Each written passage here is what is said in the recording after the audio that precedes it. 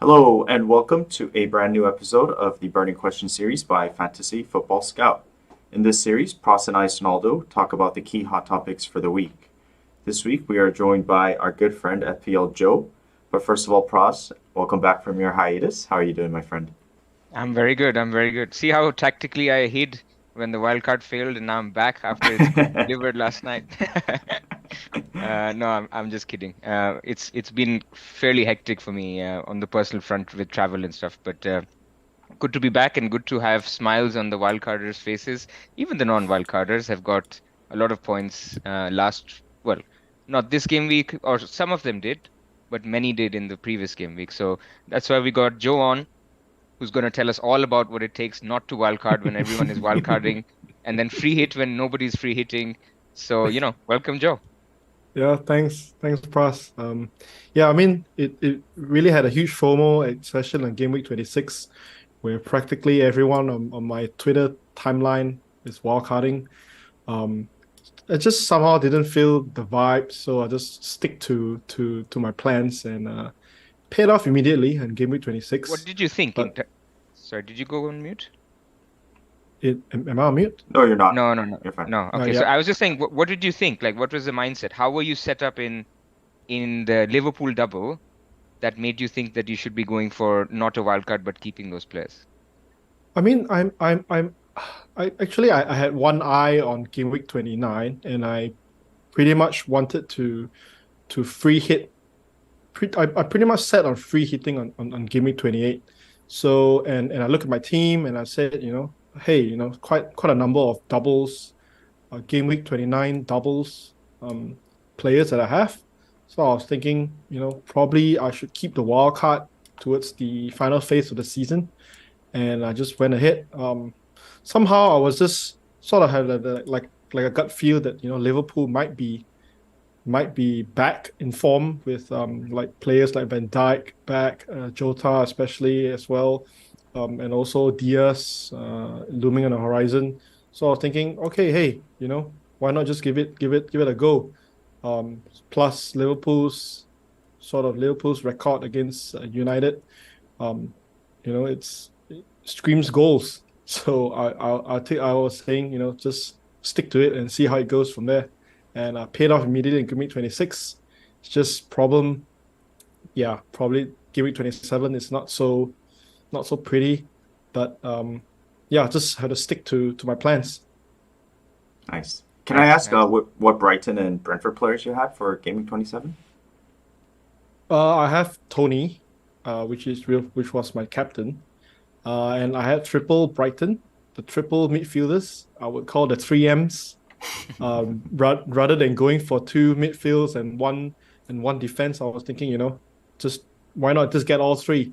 Because it really reminds me of the dilemma that we had with Arsenal midfield. Whether to get Odegaard would pair with Saka or pair with Martinelli.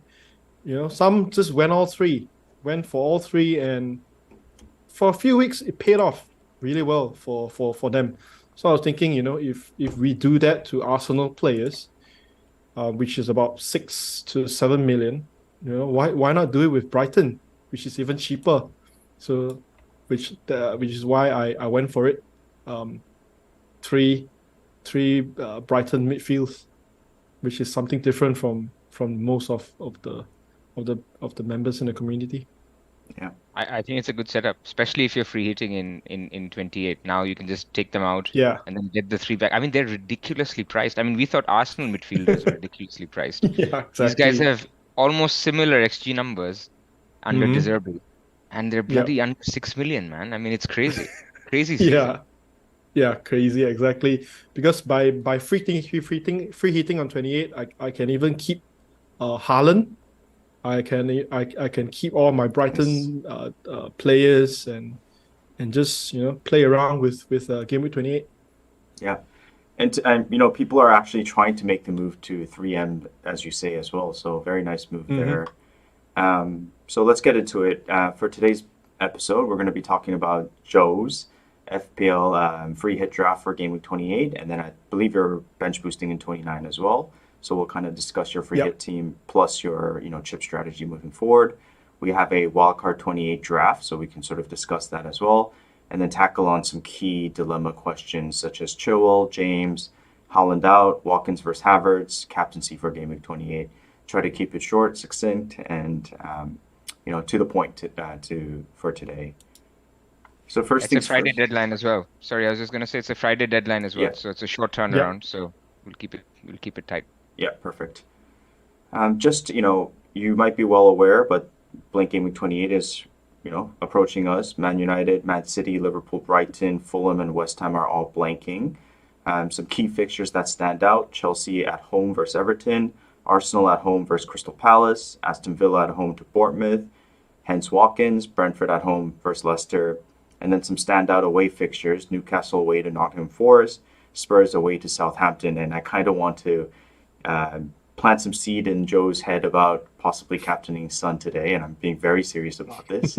So we'll get to that point. Joe, this is why you're here, basically, so Andy can spread his Son propaganda he's not been able to do all season and make you captain him. Pras, I really believe in Son this week. You gotta consider it, but I will let you make the decisions, Joe. But first things first, we have FPL Joe's free hit 28 draft up here. Please do explain who you have, what you're thinking, and let's discuss. Yep, sure. So, okay, let's see. I think I would say this is pretty template for a free hit 28 team. I mean, it's sort of different from a wildcard 28 team. Joe, But just for our podcast sorry. listeners, do you mind saying the team first? Okay, sure. So I have Kepa as my goalkeeper. My back three is Zinchenko, Trippier, and Chilwell. And the midfield, I have Maddison, Saka, Martinelli, and Son, of course.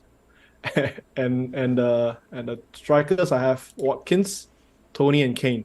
So that's my first 11. I just fill in players that features on Gameweek 28 on a bench, just to fill them up.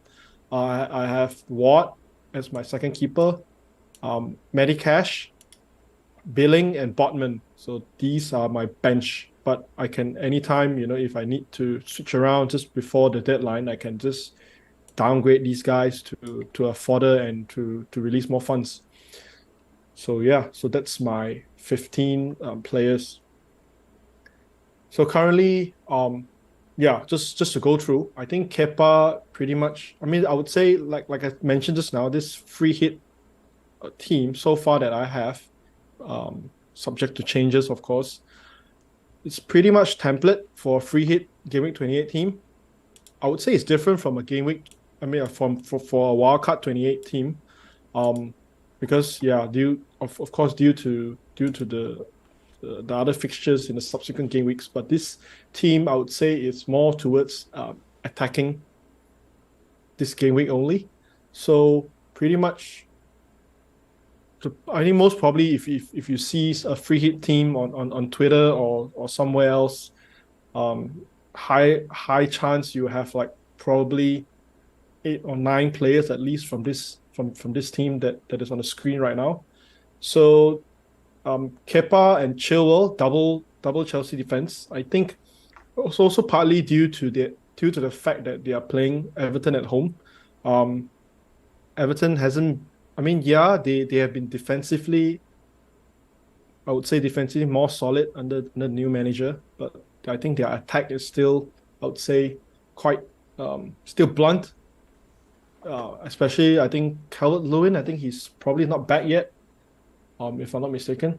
So so double Chelsea defense, and I think Chelsea, they are getting things back together, especially since Chilwell is back to the team and they revert to a 3-4-3 3-man back line, with wing backs. So sort of, the team start to click together and doing well. Did you consider James? Well. I had James in my previous draft, but I really don't know whether he's going to play or not. So I mean, if he doesn't start, he probably just misses the game. So I mean, of course, you'll see the press Mhm. conference. But Yep. you know, if you wanted to go for a higher upside, and I'm not trying to change your mind, we're just trying to Yep. discuss sort of differences. But you could go for, instead of Zinchenko, you go for a James, go triple Chelsea defense, which is basically, or you don't need to go Kepa, but you go Yep. James, Chilwell, and Trippier, basically easily the most three upside defenders this week. And then you could arguably even go triple Arsenal attack.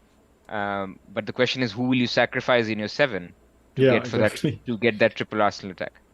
Yeah, I mean, in one of my drafts, I actually had all three Arsenal midfielders, and James and Chilwell with Kepa triple defense, triple Chelsea defense. It's just not too sure about James.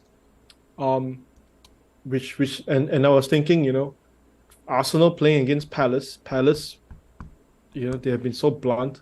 I think I'm not sure whether did they get a shot on target yesterday. They did, they check. did. Oh, I they mean, the did. guy. I think they did. They got a shot on target in the first 5 minutes, which was ironic, or even in the first minute or so. So yeah, they hadn't made one, but they did. So They did get a shot on target. finally, they did get a shot on target. But I would say putting a Arsenal defense in there, is almost out. I this might almost, I would say, a clean sheet right there. So which is why I put Zinchenko in. But yeah, subjected to change is if we get news that maybe James he'll be back to the team, then I might switch around, which is the beauty of the free hit. You can do whatever you want. Yeah, exactly. Yeah. So I even had one draft where instead of Kepa, I had Ramsdale, and instead of Zinchenko, I have James with Chilwell. Oh, that's not a bad idea. Yeah. That can work as well. Yeah, that can work as well. So yeah. So that is one of my drafts as well. So yeah, I mean James is definitely someone in my mind, but it's just that he hasn't been fully back. If you get what I mean, and in terms of his fitness, in terms of his is he going? Can he give 100%? It's not as safe as Chilwell right now. Yeah. But it's definitely the upside to pair with Chilwell is definitely something different as compared to I think I've seen some of non-free hit teams also have Kepa and with Chilwell, so having James as well in there will make it even more differential, and only a free hit team can afford to go for. Joe, I think the first initial thought I also had was James, because if I was on a free hit, I would do whatever I can to get 3 Chelsea players in. And, as someone without a free hit this week and looking, a lot of people are looking to bring in Chilwell, the first thing you think about is James as well.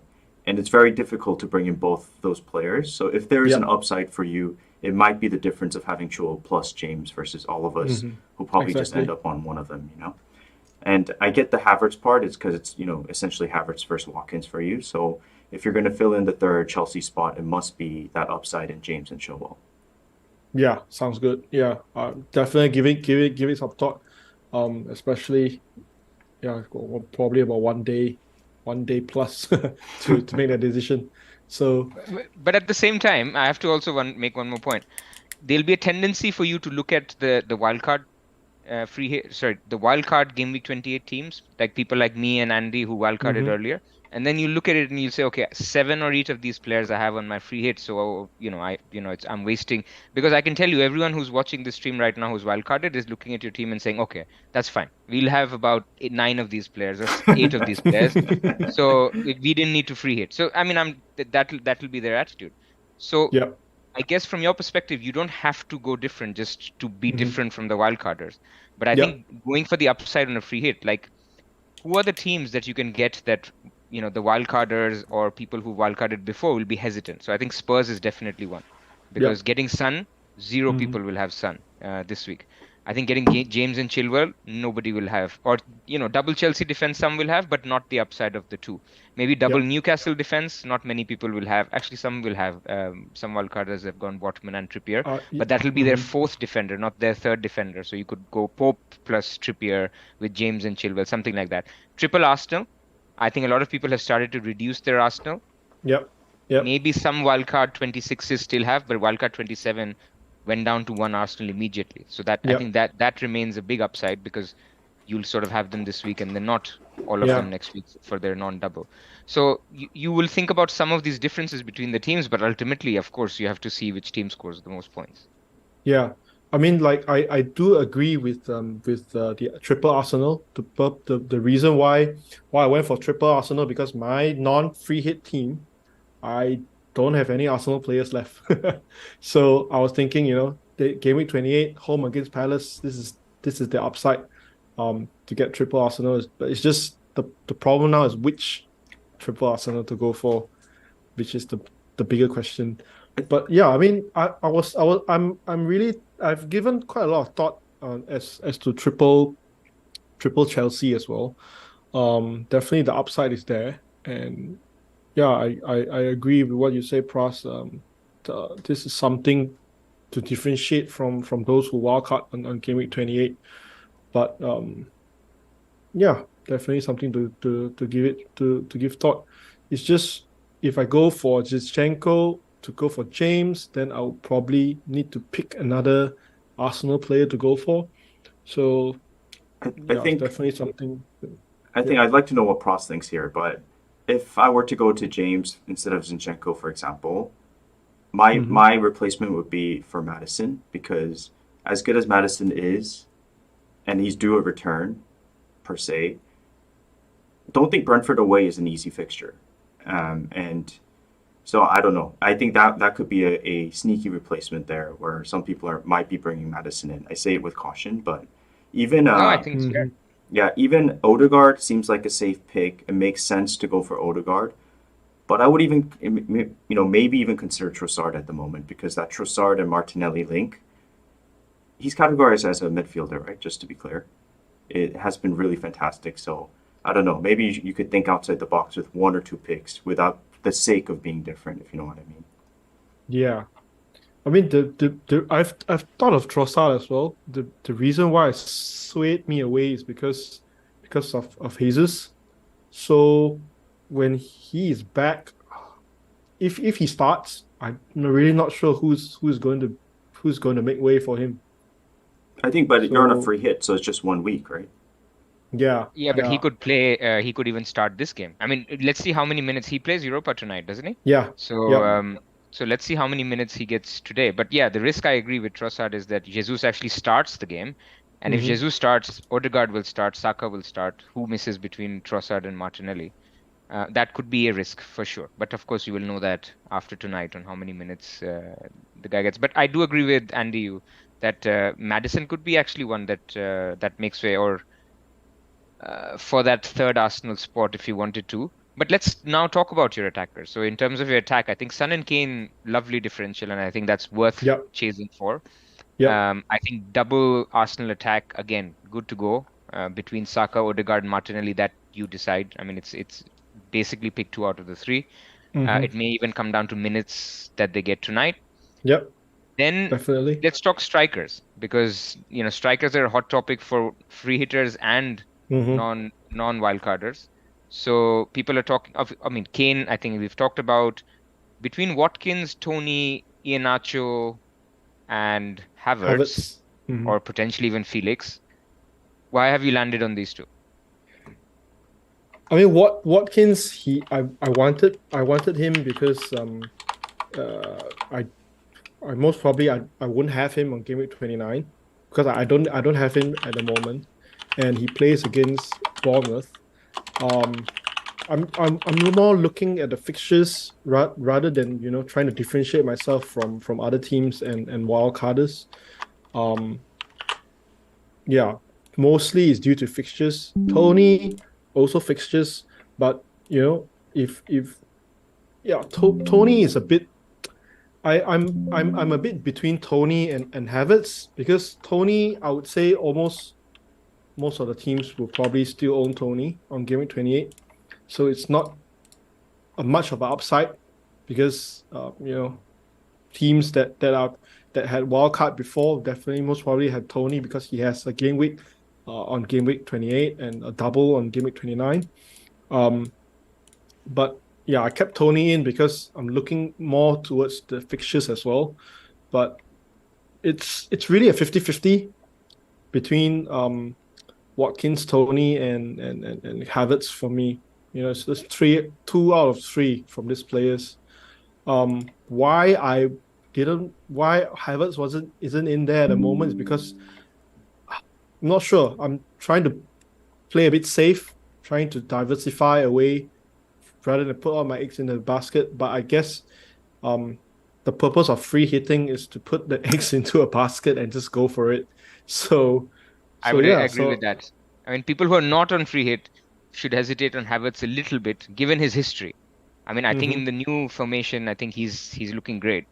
But I yeah, think on a free hit, you just sort of hope that they play 3-5-2, and if they play 3-5-2, then you're in the money with James, Chilwell, and mhm, Havertz, which become the clear three picks in that yeah, formation. yeah, yeah, yeah. I agree. Yeah, probably. I mean, it's just a change in mindset, especially on my own mindset. Why I put this in because these are the sort of like the first draft or the first solid draft that uh that that I look at.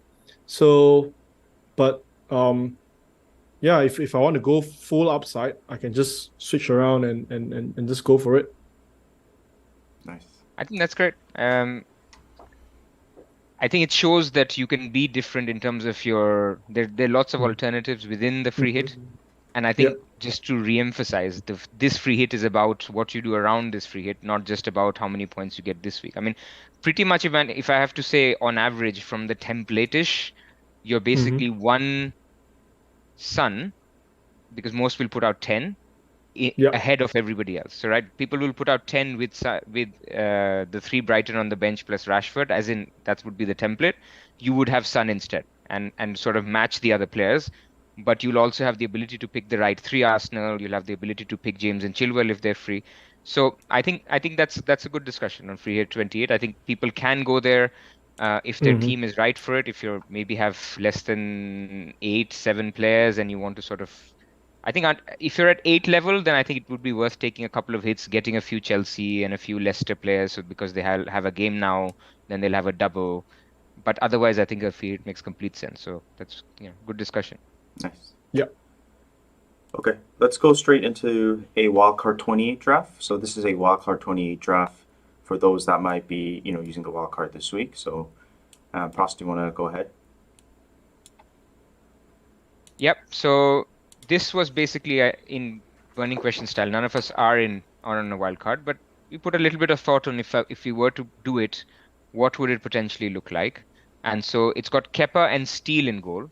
And the view of this wild card is that you will bench boost next game week. And look, I mean, Steele has done nothing wrong to sort of suggest that he will lose his place. Everything that we're hearing from De Zerbi is that he's going to keep the place. Whether he does it long term or not, you have to take a limited gamble for 2 game weeks that he does. So Kepa and him both very good fixtures in 29, and you get a game out of Kepa in 28. Then you have Chilwell, Zinchenko, and then triple Newcastle defense. Now, triple Newcastle defense will be very popular on Game Week 28 wildcards, simply because they have a good fixture this week, which is Forest away. Now, Forest have scored in pretty much every home game, so it's not a banker clean sheet fixture, but it's Newcastle defense, and you basically take a punt because they have a Nottingham Forest this week and then a good double, and then another double coming up in 31 or 32, or sorry, 30 or 31 in some likelihood, which will be against Brighton. So that becomes the backbone of your defense. So Chilwell, Zinchenko, Trippier, Botman, and Schär. Then you have in midfield Madison, Saka, 2 M's, whether that is McAllister, Mitoma, or March. That is your call, and you'll get it wrong, like we all did somehow. And then you get Rashford, and then in attack you have Watkins, Havertz, and Kane. And so those 3 basically will be the guys again. Good game week 28, and then a double in 29. What do you guys think? Very, very template, very straightforward. Makes total sense. Just a couple of key differences here would be how do you get back to Holland in Game Week 30? You have 6 million in the bank in Okay. this, so you can go Havertz or Watkins. I think most likely you'll go Havertz to Haaland. Hmm. You And also have money to go Zinchenko to Shaw. next game week, so you can do that. But you cannot do Saka to Bruno. Bruno. So Yeah. you cannot do Saka to Bruno and then have money left for Haaland. Yeah. Basically, going Chilwell essentially stops that. So then you have I will not get Bruno.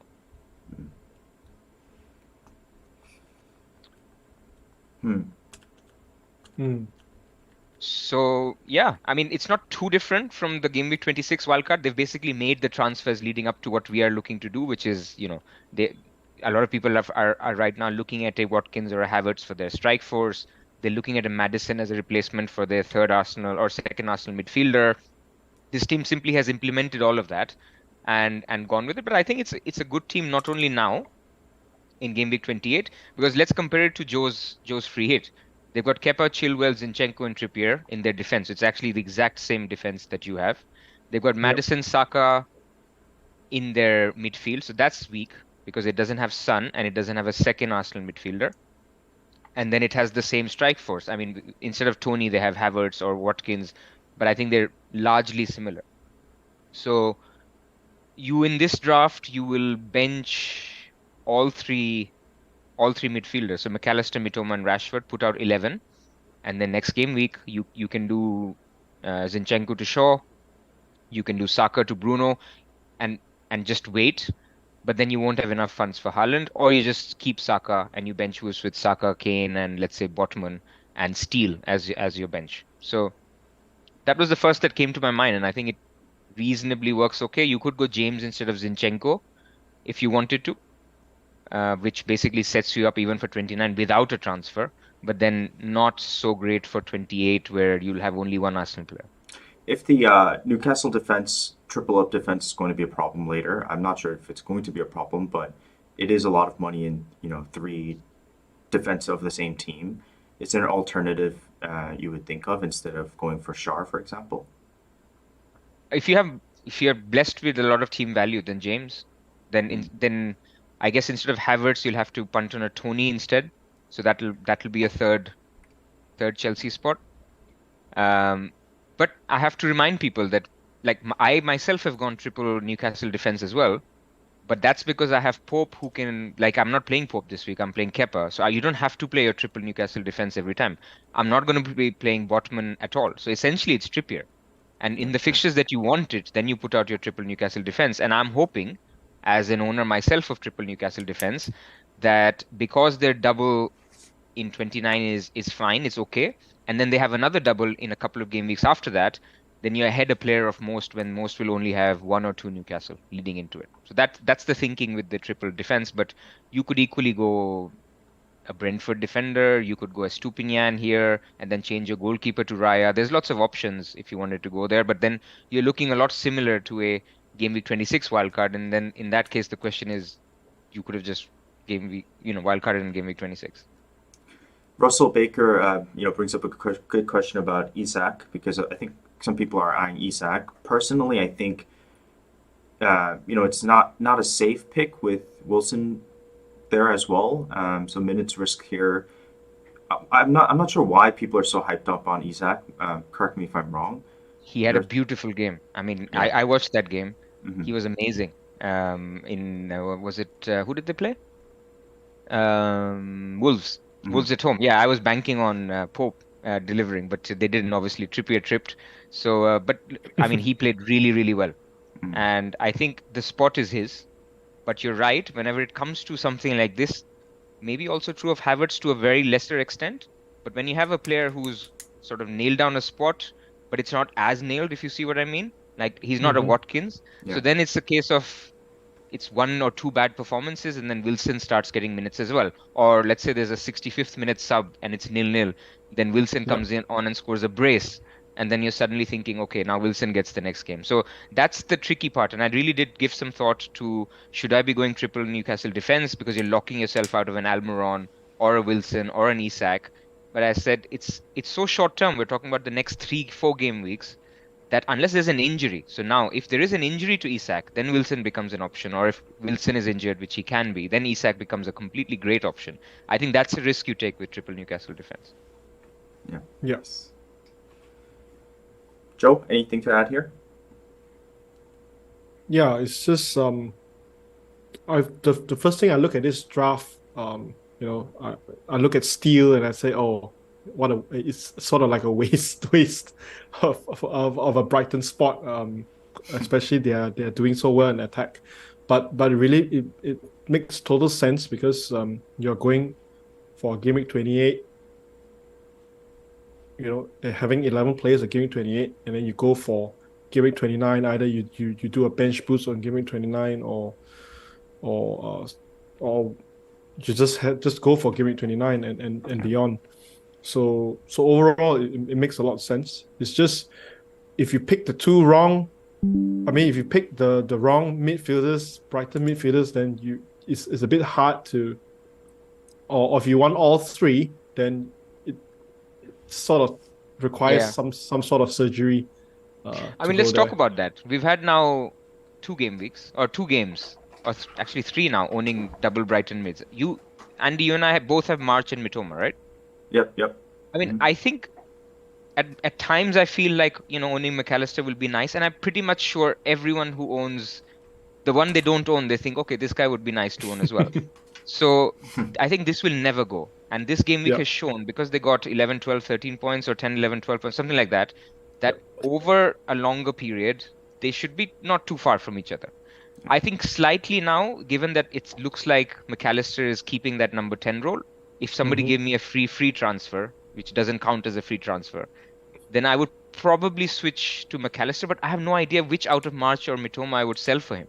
So it's basically a whole lot of FOMO on whoever 2 you own. The third one will always give you pain. But surprisingly, I don't feel that FOMO. And I'm being very transparent here. I have Mitoma, I have Marsh, and I was even confident enough for some reason to captain Mitoma this week. Not saying in hindsight that was a good move. It just felt like he was a good pick to captain. So I don't really feel McAllister FOMO. I think having McAllister be great, right? He's getting in the box. He's getting a lot of chances. Number 10, as you say. But I'm very confident with Mitoma and Marsh in my team. I feel like, they'll tick along nicely. And as you said, over the grand scheme of things, hopefully they even out in the big picture. But who knows, right? So yeah, it's fair. So basically, to answer your question, Joe, I think people will just have to make their peace with 2. Yeah. And I think there's a good lesson in the whole Martinelli to Odegaard or Martinelli to Saka, where people were doing this. Now, obviously, there was a different rationale because people expected a lower of a drop in X minutes for Martinelli, which didn't happen, or maybe the Nketiah injury sort of accelerated his minutes again. But I think in this case, if nothing else changes, I can see people just sticking it out.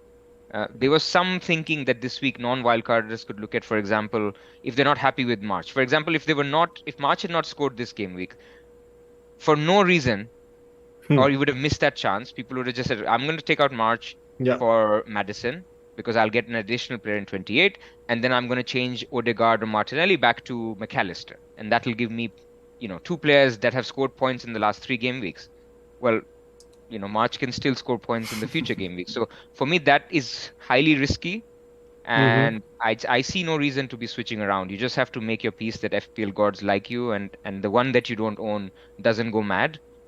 But, it could happen. I just like McAllister the most because of penalties and the fact that he's getting a lot of big chances that the others... I agree. So all 3 are good picks. So then coming to the second issue, which is what Joe raised, get 3.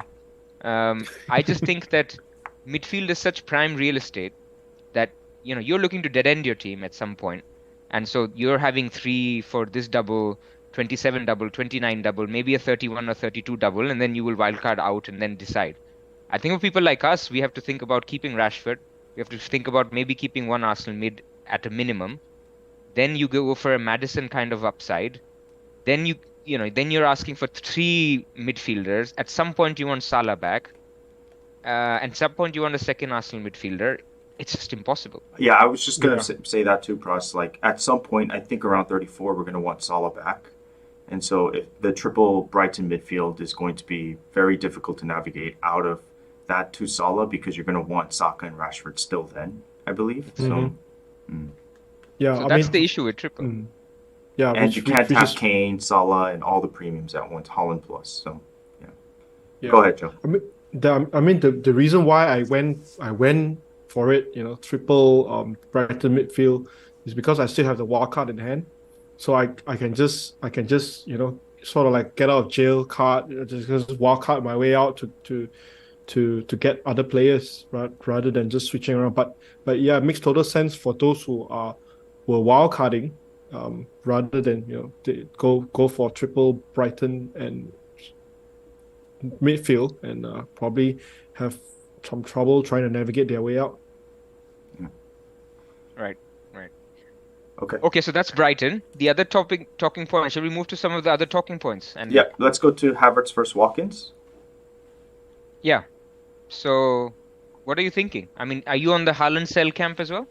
I am. I just like having 3 fixtures versus 1 fixture. I'm willing to take that risk and upside. And plus, it's Liverpool, right? Who knows, right? It might be a big scoring game, but it could also be a tough game. So I'm willing to. I say this after he scored 5 goals. So. And also, I have recently seen Liverpool's away defensive numbers versus home defensive numbers. Away, they're atrocious. Yeah. At the same time, they've kept a bunch of clean sheets recently, so. I mean, atrocious still, yeah. Look, I think Haaland is going to score points, just like we expected Salah to score some points. Now, those points came in Man United instead of Bournemouth game, but he scored some points. When you go against big hitters, some people went against Kane this week on Gameweek 27 wildcard. You expect them to punish you. I mean, that's why they're priced as such. But you're basically willing to take a gamble on that 1 game versus 3 games, like you mentioned. Yeah. And for people like me who have sold Haaland in the past, have literally 0 value tied up. Now that he's dropped, I have no value tied up in Haaland. It actually makes it's fine to lose and buy back as well, because there's no value implications. You're losing him for 1 game. But what you need to be prepared of is, even if you have 2 injuries in your squad, be prepared to take a -8 in game week 30 if you need to get him back. Because that's the biggest issue, that you get to game week 30 and one of your defenders and one of your midfielders is injured, and those two take up a transfer, and then you can't do your Tony to Haaland move, which most are planning. By the way, guys, I will be meeting Pras in person for the first time in game week 30, so I look forward to seeing Excellent. And hopefully we will both have Haaland on a -8. So yeah. So yeah, go ahead. What are you looking at for Haaland then? Yeah, I think Aston Villa is sort of, Watkins is doing well, but they're also a mixed bag. You don't really know what you're going to get per game. Havertz is kind of scary, but at the same time, in the recent 3 games, including the Dortmund game when they changed to a 3-4-3, they're putting so much pressure up top. Basically that Chilwell and James moving up, Cucurella coming in behind, putting pressure, that they're very, very attacking. And I really like the front three of Chelsea's attack kind of, being very involved in the last 3 games I've seen, especially the last 2 Premier League games after they became a 3-4-3. So I feel like there's upside. I don't think he's a sort of 2-goal type of player, Havertz, but I certainly think that he's very involved, right? You can see he's involved in the assists, in the goals. So I don't know. I'm leaning towards Havertz right now, personally speaking, but the X minutes and the starts and everything is more reassured with Watkins for sure. How about yourself? I mean, it's close, so I haven't made up my mind yet, but my initial inkling is Watkins. Mm-hmm. I think both are on penalties. Both are good picks. I mean, it's one of those 50-50s that, you hope. Like this week, I was really happy that McAllister, Mitoma, March, Tony all scored similar points. It's, everyone was happy. There was no negative variance, like one guy scores 20 and, Tony scores a blank and Mitoma scores 20 points. It's unnecessary because both were expected to do well. So I think it's similar. Both should do well.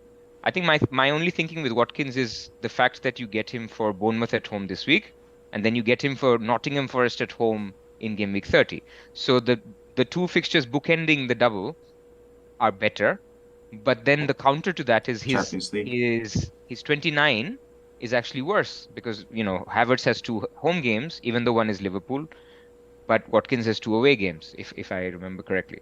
So that's basically my little bit of an issue, that you get better games around the double with Watkins, but perhaps the double for Havertz is better.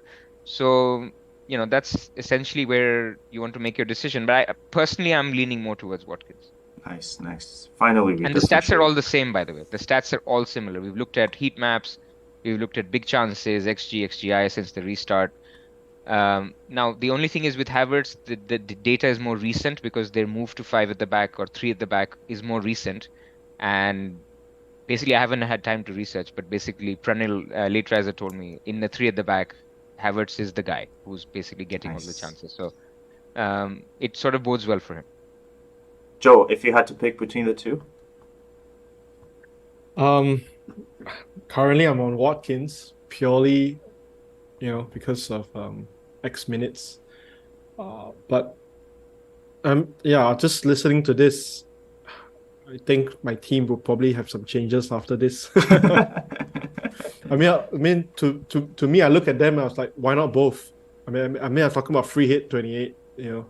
Why not both? But moving forward, I would say probably if you include game week 29, I'm also leaning towards Watkins. Yeah, and that's the thing with the wildcard draft we shared. The wildcard draft had both instead of Tony because of this very annoying yellow card that Tony received at the end of yesterday. Exactly. So now Tony is on 9 yellow cards. If he gets one more this game week, then he misses the 2 games in the double, both games. So pretty much literally you could see a scenario where people do Haaland to Watkins this week, and then Tony gets a yellow card, and then they say, okay, enough, Tony back to Haaland. We just it's a move you're going to make anyway, right? And then you're thinking, okay, home to Liverpool, fine, let's just do it. So you may actually not have even a single game week without Haaland. And in a funny way, when he got the yellow card, that was the first instinct. Then losing Haaland is even easier because you could even get him back. You could do a hokey cokey basically. Yeah. So no consensus, but I think you're slightly on Havertz. I'm slightly on Watkins, and that's fair enough. I think Chelsea are on the up, so I do see a lot of logic for Havertz as well. I think I'm like 80-90% on Havertz, so probably bring it in. Cool. Then the last dilemma. Sorry, you go on, Andy. Sorry, 2 more dilemmas. Just want to talk about Chilwell real quick because he's a very popular pick. What I have here simply is Chilwell's last 4 Premier League games, including a Dortmund fixture in between. But if you look on the left, this is his heat map from game week 24-25. And on the right is his heat map from game week 26-27. So very small sample size. The difference being it's a 4-2-3-1 on the left and a 3-4-3 on the right. So, not a big difference in terms of overall heat map positioning. However, you can see he's way more involved sort of in the third end of the box as well as inside the attacking box. So we all know what he's like in a 3-4-3. We all know what James is like in a 3-4-3.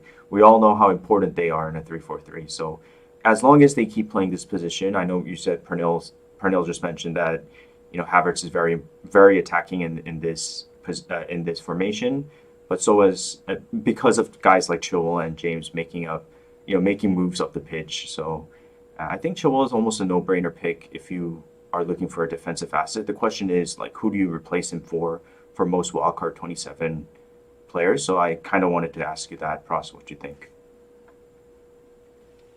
Because I think a lot of people are talking about Estupiñán to Chilwell. And I don't. So I'm not a fan of the Estupiñán. Me too. I really want him in game 29, to be honest. Yeah, and this whole thing of Australia, I mean, we knew this when we were going for the wild card. Why didn't people go for a keeper? I mean, of course, that would have backfired in itself for a different reason. But I mean, the whole point of going for the upside of Estupiñán was that you want him for the future for many game weeks. I mean, remember, Brighton will have after game week 29 3 more doubles confirmed. Well, actually not confirmed because you expect that Man City will go through the semi-final of the FA Cup and then it will be confirmed. But at least 2 more, and if not 3 more. So you want your Brighton players for the long term, and 3 Brighton midfielders is not a long-term solution. So you're just basically switching around Estupiñán to McAllister, and then later you'll want Salah, so McAllister or March back down to Dunk or back to Steele. So it's not a very efficient use of transfers. If he misses 50 minutes of a game in your double game week, so be it. I mean, just make your peace with that. I personally think because his last game is on Tuesday morning UK time, there's ample time to travel back and play the game. So I think there's a little bit of scaremongering with that because people were having McAllister FOMO. And because now March has scored, I think the whole Estupinian move for me doesn't really fly. I mean, and the travel time is very similar to Son's travel time to Korea for international break, and he always plays. So it's a different role. Or Mitoma, exactly. It's a different role because wingbacks kind of put in more effort. They have to run a bit more, but I don't think it's as you mentioned. I think it's blown up to say the least. Yeah. But then the issue is if you bring in him for a Brentford defender, you're basically fielding probably 10 this game week. So you're fielding 10, and you're giving yourself another problem. Now we're getting into a little bit of a template wildcard 26-27 discussion, but most of those teams have one Arsenal defender who could become a Shaw, but let's keep it as one spot that you'll always start, whether that's an Arsenal defender or a Shaw. They have Trippier. They have they will, if they get Chilwell for, let's say, a Brentford defender, then you're basically having 4 good defenders every week because you have a Botman on your bench, you have starting Trippier, starting Shaw or James. Who's the fifth one? Who's the fifth that you have? Estupinian. So you're gonna have to make a call every single week on which are you dropping Estupinian as first on your bench, or Chilwell, or Shaw, or Trippier. That's not a good decision to make it. Not easy. And especially now, think about the time when Newcastle and Brighton have their double in 30 or 31. You're definitely going to start Botman. You're definitely going to start Estupinian. Now you have to bench 2 of Chilwell. Actually, you have to bench both Chilwell and Shaw. I mean, that's a lot of pain. So I'm just thinking the 4 defender setup doesn't work so well. But then I also see the other side, which is that Chilwell is... Man, I mean, Chilwell's great, and as again, it comes back to a bit of a bias where I've got all of Chilwell's points in the last 2 seasons. You're a big Chilwell fan. He's been injured a lot, but every time he's been fit, he's been in my team, and I've got his points, and so that just feels like, okay, you have to go for it and go for this upside because this guy is back, he's fit, he's playing 90 minutes, they're back playing 5 at the back, he could be playing with James and Chilwell. So all of those things make you think, forget about 31, 32 or whatever, just get Chilwell.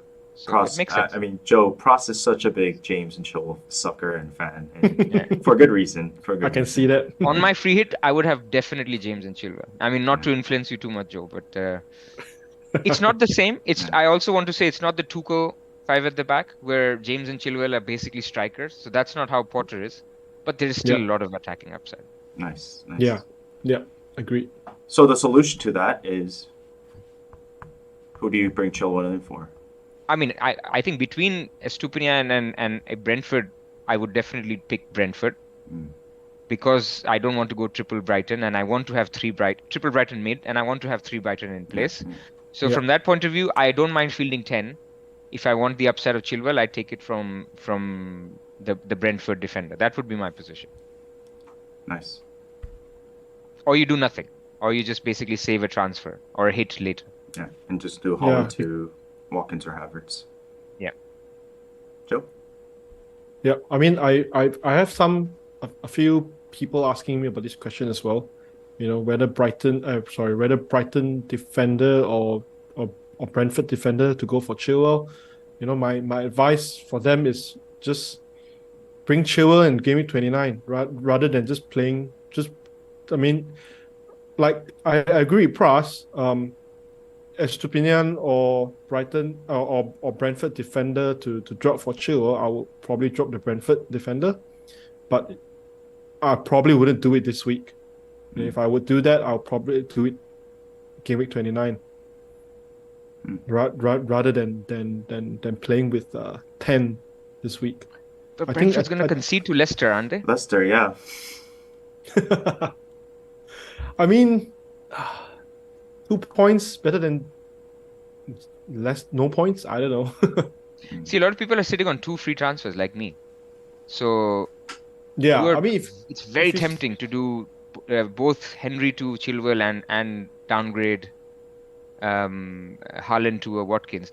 But the risk, by the way, this is the biggest issue with Chilwell, which I forgot to mention. If you go for Chilwell, you're saying goodbye to Bruno Fernandes. Yeah. Because you cannot then get Odegaard to Bruno and buy Haaland back in one transfer. Yeah. So you're really messing up with that structure. And something important to emphasize, Bruno has started playing a little bit deeper. Yep. But that was I think pretty much a failed experiment because it hasn't worked out as well. Where you have Sancho as well as Rashford as well as Weghorst, um, and Anthony. So that's the Do you top think with four. Casemiro out, he's going to continue to play deeper, or you think he's going to move up? I mean, in the games that Casemiro was out, Bruno didn't play deeper Okay. because he got a red card earlier as well. They played Mhm. Sabitzer and Fred, or they played Fred and McTominay, or McTominay and Sabitzer. So there are options there. They don't have to sort of make Bruno play. That was more a case of essentially Fred didn't play instead of Sancho, and that's why what that meant was Sancho was playing the number 10, and or Weghorst was playing 10 and Sancho was playing on the right, and Bruno started playing alongside Casemiro. That I don't see that happening. So 29 can still be a good game for Bruno.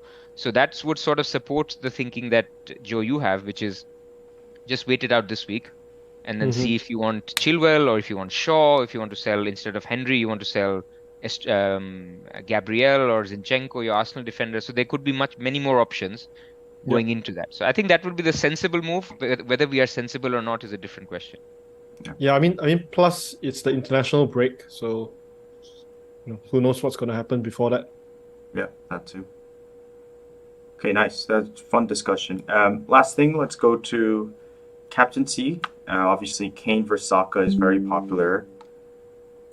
I'm just putting it on for just to see what it's like. I have my captaincy on Martinelli for now, just to see what it's like. But Joe, on the free hit, I definitely think you should consider Son as a captaincy as well. But let's get to the main question. Harry Kane versus Saka, and probably the two most popular captains this week. What are you guys' thoughts on it? And Joe, we'll start with you. I mean, currently my free hit team, I have Saka as captain. I think because Saka, I think he plays. I think his stats at home is something that you can't ignore. And he's on penalties as well. So, and it's against their home at Emirates against Palace, which are pretty poor. So, and it's definitely every game now is a must win for Arsenal. So, yeah, I mean, which is why I put it on Saka at the moment, purely due to him playing at home and on penalties, and he loves scoring at home as well. I was listening to FML FPL this week. Shout out to Alan and Walsh. And Walsh made a very interesting point about, we saw in this last game how Saka was kind of shut out from the game. And the point he made was basically that sometimes we forget Saka is a winger. And sometimes when you're a winger, you're playing wide and you're sort of shut out from the game.